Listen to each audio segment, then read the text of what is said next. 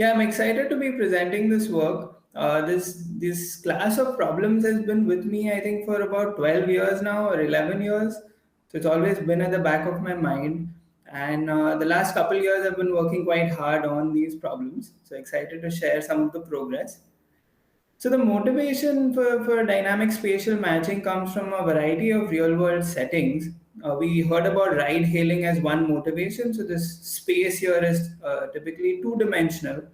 But there can be other matching platforms that could also be good motivations, right? So you can think of a lodging platform like Airbnb, and the supply units here live in a multi-dimensional space. So the space includes the location, so the geography, but also other attributes like the size, the amenities, whether there's an attached bathroom, the price, and so on. And you can think of the simplest thing you can think of is that demand lives in the same multi-dimensional space and is looking for a supply unit which is as close to the target point as possible. Okay, one can have a sort of a richer way of thinking about this, which is something that we are working on with Akshit Kumar and Heelun Chen, but not today. Okay. Upwork, a labor market, would also be similarly some multi-dimensional spatial matching problem. Another class of problems comes from network revenue management, where typically the literature has assumed a small number of types of demand and supply, but here we are looking at a large number of types which live in some metric space. So this is the high level motivation. We will be working with very simple stylized models, trying to get to the essence of what's going on. The key research questions will be how large are the costs which arise due to the spatial heterogeneity? Okay, primitives will be the market thickness, the excess supply, and the dimension of the space D. Right? And a light question will be how to dynamically match demand and supply to minimize the spatial costs of matching under dynamic arrivals. And I will not talk about applications, but you can think of capacity planning as one potential application. Okay, and there is a section on this in the paper, which is on the archive. Okay, so as promised, it's going to be a very simple stylized setting. In all, there's going to be a couple different models. All models will have demand and supply located IID uniformly in the unit square. Okay, and the unit hypercube in D dimension, so 0, 1 to the D. Okay, in this picture, the triangles are the demand and the crosses are the supply units. The cost of a match is going to be the Euclidean distance between the matched pair. Okay, this can be generalized, but we'll stay with a simple thing. And the goal is going to be to minimize the expected average match distance. Okay, and so relative to the previous talk, this objective is 1 by n times that objective, because they were looking at the sum of the matched distances. And we'll see, in fact, that model will be one of the special cases of what I'll talk about. Okay, so these things are relatively easy to generalize. So we do some of that and sort of a lot more in this paper, which is a working paper with Heelun Chen and Akshit Kumar. Okay, but not today. So let us have a very simple reference in mind. Okay, so this thinking about the match cost, where you have the matching constraint, you have uncertainty about the future. It's kind of a mess. It's hard to wrap your head around it. But something very simple is, hey, there is this demand unit. What is the expected distance to the nearest neighboring supply unit? Right? And let's think of a static setting to begin, where you just have these NIID located supply units in two dimensions. This distance, if you spend just a moment to think about it and maybe do a back of the envelope calculation, is order 1 by square root n. Okay, that's how far I need to go to find one supply unit. What about general dimensions? So for more than 2 dimensions, this generalizes as 1 upon n to the 1 by d. Okay, so we'll use this notation, nearest neighbor distance, delta NBR, to denote this quantity. And clearly with matching, right, you have a harder job, because there could be 2 demand units which have the same nearest neighbor supply unit. And so this cost for matching is going to be at least the nearest neighbor distance. Okay, the matching constraint is just one problem. The other problem is going to be uncertainty about the future. Okay, and let us not imagine that this inequality is going to be almost tight, because here is a very simple case, okay, related to the previous talk. In one dimension, the nearest neighbor distance is 1 by n, but the cost of the minimum cost matching, even in the static setting, is 1 by square root n. Okay, so there is a scaling difference between these two quantities in that case. Okay, so what settings are we going to study? Right? So always supply and demand are going to be located IID uniformly in the unit hypercube and d dimensions. We'll minimize the expected average match distance. The first benchmark setting is going to be the static model. Okay, this is going to be a sort of generalization of work from the 1980s and early 90s. So here you'll have n demand units and n plus m supply units, and you know their locations beforehand. You want to match them and you want to know what is the expected average match distance there. There will be two dynamic models. They will be the simplest ones of their kind. Okay, that's what I had in mind. The first one is the semi-dynamic model where only the demand is arriving dynamically. Okay, so the n demand units are going to come in one by one, and we will require that they be matched immediately. Okay, we will see this actually doesn't matter, but yes, we will require that they be matched immediately. So it's the same as the static model, but now you have to deal with this uncertainty about the future in the hardest possible setting where you cannot do any type of waiting or batching. The second model, and this one is technically the most challenging one, is where both demand and supply arrive dynamically. Okay, and the simplest setting I could think of with that flavor was you have m supply units present at any time. This is little m. Okay, and in each period, a demand unit arrives at a uniformly random location, must be matched to one of the existing supply units. They leave, and then a supply unit arrives at an independent, uniformly random location. Any questions about the models that we will consider or the objective?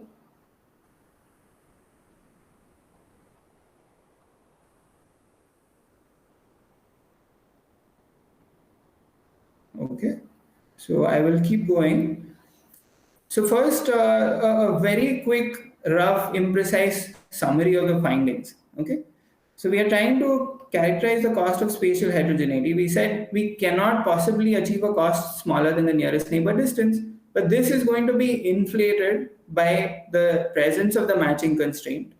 This is a cartoon, this is not an equation. Okay, so this is supposed to be how much does the matching constraint hurt me, and then this thing is supposed to be how much does uncertainty about the future hurt me. Okay, and across cases, what we find is that the second and third terms do not play an important role, and the scaling behavior of what can be achieved is driven by the nearest neighbor distance alone. Okay, with one exception, there is one aberrant case which behaves entirely differently from all the other cases, and the matching constraint is what drives the behavior in that case, and that is the semi-dynamic model in one dimension. Okay, which is basically the model that was presented in the previous talk. Okay, so that case behaves differently. All other cases, the nearest neighbor distance is the only thing that is material. Okay, and this is up to constant factors, and in one case a logarithmic factor. A couple cases there's a logarithmic factor as well. Okay, so in a little bit more detail, on the left you have the static and the semi-dynamic models. The reason that they are in a single column is that uncertainty about the future turns out does not change the scaling behavior at all. Okay, so the results are identical for the static and the semi-dynamic models. On the right, you have the fully dynamic model. And you have this one aberrant case, which is one-dimensional semi-dynamic, where the nearest neighbor distance is not achievable. In all other cases, this nearest neighbor distance is achievable, and that includes the one-dimensional fully dynamic case. Okay, so this is interesting. Why does this behave differently? Roughly, the fully dynamic model, time acts like an additional spatial dimension. Okay, that is what allows you to achieve the nearest neighbor distance. Okay, speaking of excess supply, on the left, excess supply helps only in that aberrant case, and it helps in a not very intuitive way, and it helps in a different way, which is by reducing stochastic fluctuations at the larger length scales in the number of demand and supply units present. So adding excess supply does not reduce the nearest neighbor distance substantially, but still reduces the cost by smoothing out macro scale fluctuations in the demand and supply. For larger D, it does not help, in the fully dynamic model it helps, but in a very simple intuitive way. If I have more supply units hanging around, this obviously helps me to find a nearest neighbor closer to me, and that reduces the cost. Okay, and this I think is the mode by which excess supply helps in an application like ride hailing, okay, which I think of as the two-dimensional fully dynamic model. Okay, we give an algorithm to achieve these results. Okay, so let me go quickly over the previous work. I think the most important bullet here is the static spatial random matching literature, which started with a seminal paper by Ashtai, Komlosh, and Tushnari. Okay, this is the two-dimensional static problem, and there's Talleyrand with the three and higher dimensions, and a bunch of papers in this line of work. Okay, so Shore, in his PhD thesis, was already producing some very, very beautiful and deep and sharp results, including on online problems like random online bin packing. That's also related. And there is this recent literature which is inspired by ride hailing, including the paper that we just saw. The initial observation that you need a little bit of excess supply in order to have a nearest neighbor close to you. This goes back at least to 2017 from this Castillo, Knopfler, and Weil paper.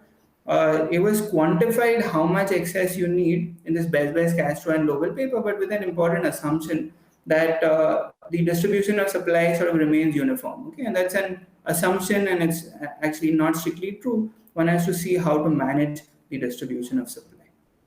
Okay, this paper we just saw, and it's basically this last paper. It's the one-dimensional semi-dynamic model, and this is the one that we find actually behaves differently from all the other cases.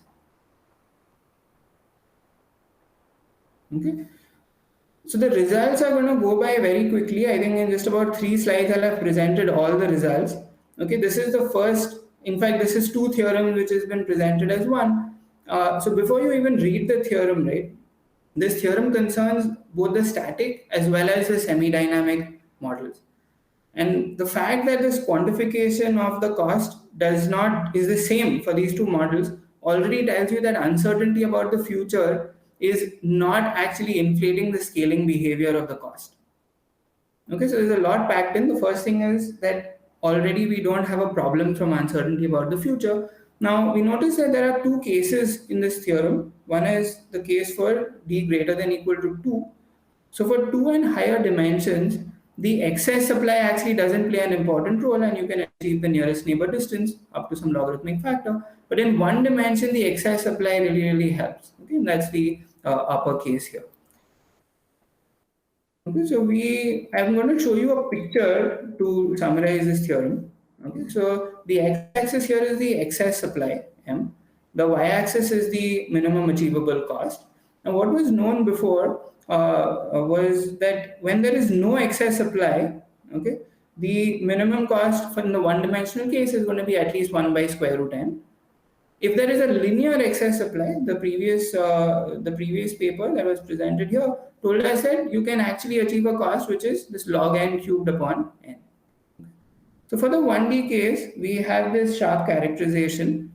For every level of excess supply, it gives matching upper and lower bounds on what is achievable. Okay, and so when you have more than square root n excess supply, you can actually start to reduce the cost achievable substantially. And when you go up to linear excess supply, the cost goes down to 1 by n. Okay, so that's the sharp result. Okay, the most interesting thing here, I think, is that we understand the mechanism by which excess supply helps, and the mechanism is it mitigates stochastic fluctuations at the larger length scales. Okay, for instance, the left half of the interval, if it has excess supply, how far outside do I need to go to compensate for that? If there's excess demand, how far outside do I need to go to get a supply unit, get enough supply units to match those in the left half?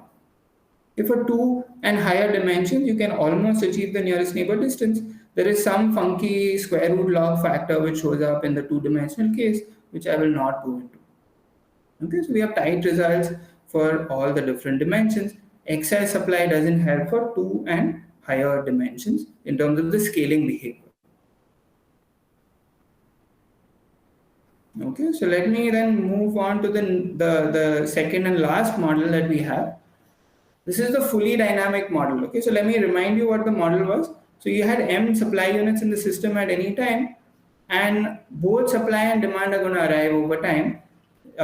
Every time unit one demand comes in has to be matched, and then one supply unit comes in. Now, when we match, there is this tension between reducing the cost now and maintaining a good spatial distribution of supply units in the system to serve demand in future. So this is the challenge. So here is our result.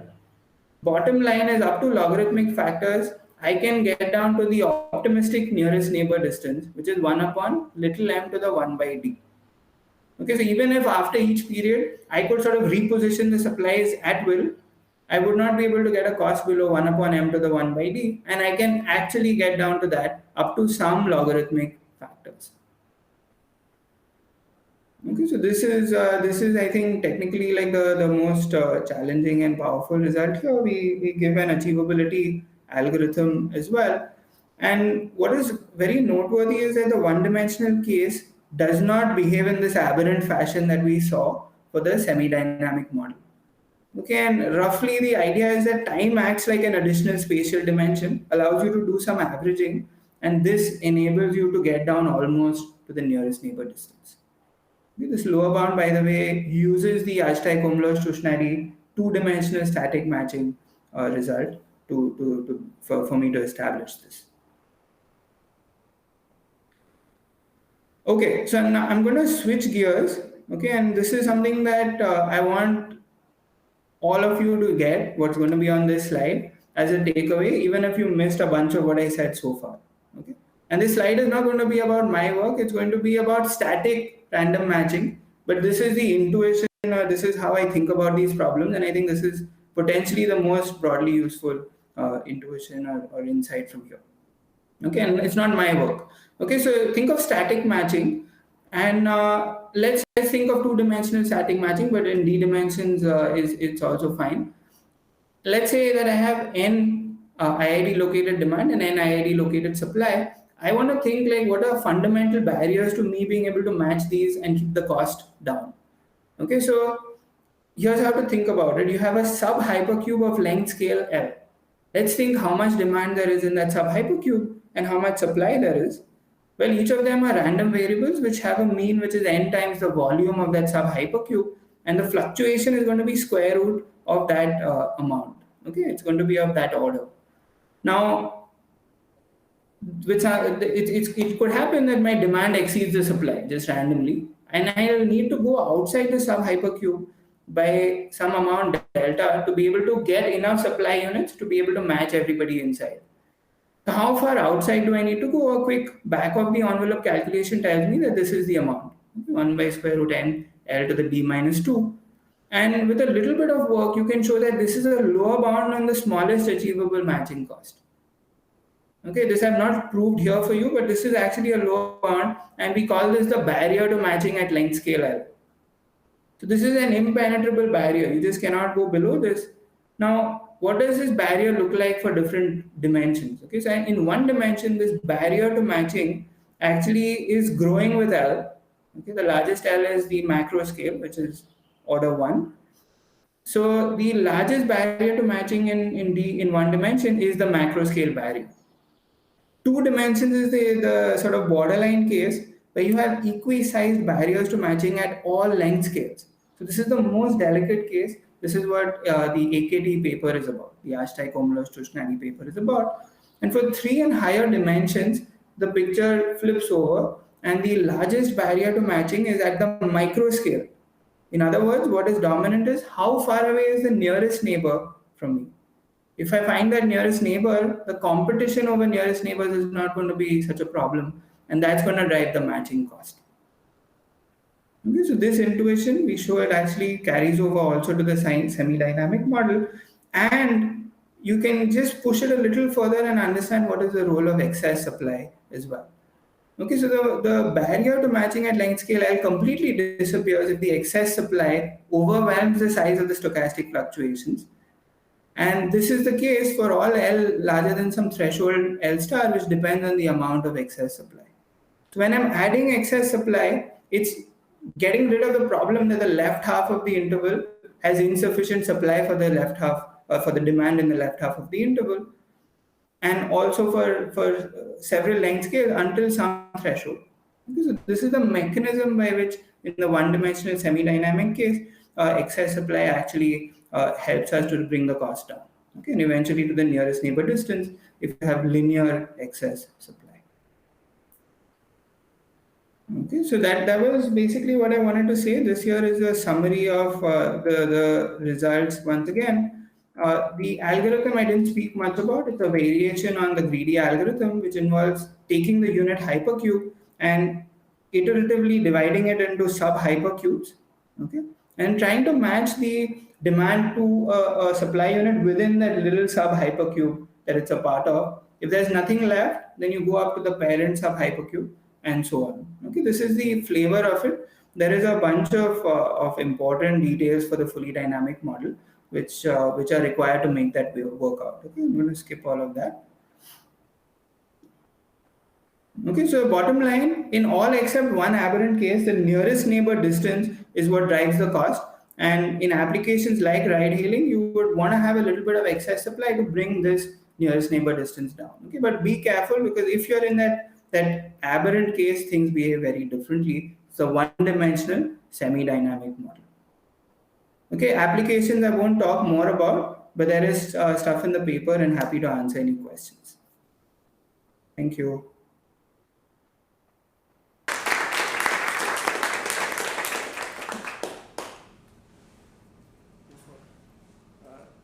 Yash, because you expressed your bounds in big theta notation, I couldn't tell if the difference between the static and semi-dynamic models is a constant factor inflation in cost, or whether the cost inflation is actually of lower order than the delta neighbor term, which would justify your statement that semi-dynamic comes at almost no cost. Do you know which of those alternatives is the case? I would expect it's a constant factor inflation, but this is not something that the kind of analysis I'm doing is able to throw light on. It was like quite a lucky thing that I could get rid of all the log factor gaps as well, so I'm pretty happy with that. But it doesn't answer your question in a rigorous way. Thanks.